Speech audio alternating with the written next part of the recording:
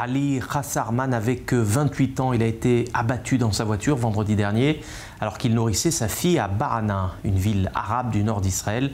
C'est la 49e victime arabe d'homicide depuis le début de l'année 2022 en Israël. Pour en parler, on est avec Ola Najmi Youssef, vice-présidente de l'association Initiative d'Abraham pour l'égalité citoyenne. Merci d'être avec nous ce soir dans le Mag-Orient.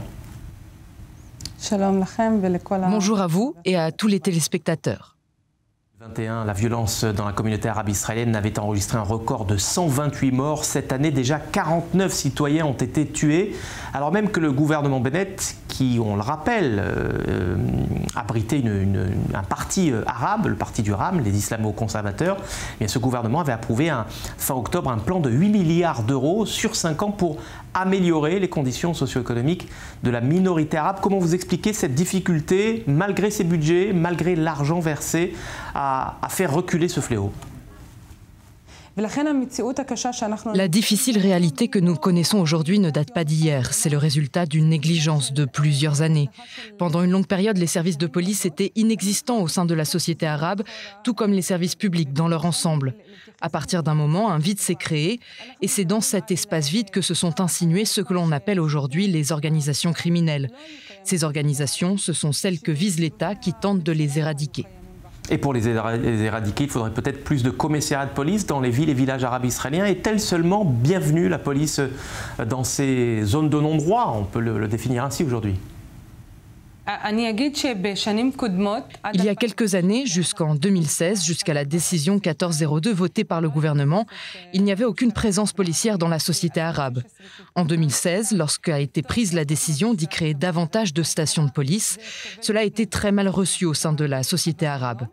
Mais aujourd'hui, vous n'entendrez aucun dirigeant de cette société s'opposer à plus de présence policière. Au contraire, ils demandent à la police d'accomplir son devoir, ils exigent de la police de déployer suffisamment de ressources pour traiter les problèmes de violence et de criminalité. Nous savons que nous n'avons pas d'autre police que celle-là. C'est avec elle que nous devons travailler. Mais la police doit opérer des changements. Elle doit être plus efficace, plus opérationnelle. Nous avons observé ces dernières années un changement de perspective au niveau politique. Je rappelle qu'à l'époque où Gilad Erdan et Amir Ohana étaient aux commandes du ministère de la Sécurité intérieure, le débat public était offensif à l'égard de la société arabe. Aujourd'hui, la nature du débat public a changé et est devenue positive. Nous savons maintenant et les données de la police l'attestent. Naftali Bennett, l'ex-premier ministre, avait dénoncé un État dans l'État en affirmant que les gangs avaient des quantités d'armes illégales suffisantes pour constituer une petite armée. On estime à environ 500 000 le nombre d'armes à feu qui circulent dans les localités arabes israéliennes. Pour les confisquer, c'est une véritable opération. On ne risque pas la guerre civile avec la communauté arabe israélienne? Les armes qui circulent dans la société arabe viennent d'effractions et de vols au sein des bases militaires de Tsahal. On doit donc se poser la question, qui a la responsabilité de veiller à la sécurité des armes qui se trouvent dans les bases de l'armée israélienne? La réponse est évidente, la charge ne revient pas aux simples citoyens. Alors oui, confisquer les armes à feu présentes dans la société arabe, c'est l'une des solutions à apporter aux problèmes de violence et de criminalité. Ensuite, il y a le problème des jeunes désœuvrés. Ils sont devenus les soldats des organisations criminelles. Il revient à l'État de prendre en charge cette question. Le troisième enjeu, c'est celui de la planification et de la construction dans la société arabe. Nous savons qu'il y a de graves problèmes juridiques, de terrains constructibles dans les villages. Il faut apporter une réponse à tous ces problèmes. Si on regarde aussi le problème des prêts au marché noir, il faut rendre l'argent plus accessible au sein de la société arabe. Dans beaucoup de localités, on ne trouve même pas une seule agence bancaire. Vers qui les gens vont-ils se tourner? Tous ces problèmes doivent être traités, et ce au plus haut niveau. Ce n'est pas seulement un problème de présence policière et de trafic d'armes.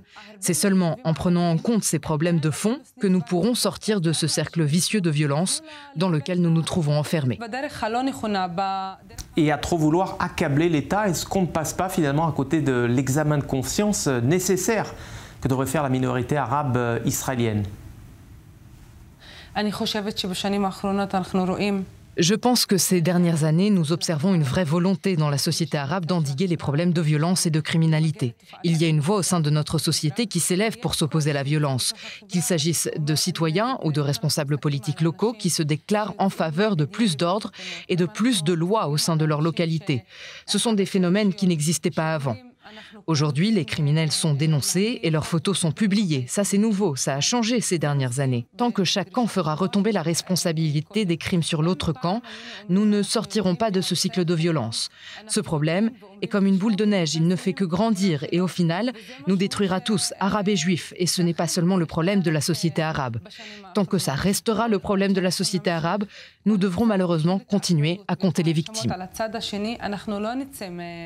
Et on l'a bien vu en mai dernier lors des affrontements communautaires dans les villes judéo-arabes d'Israël. Merci Ola Najmi Youssef d'avoir répondu à nos questions. Je rappelle que vous êtes la vice-présidente de l'association pour l'égalité citoyenne Initiative d'Abraham.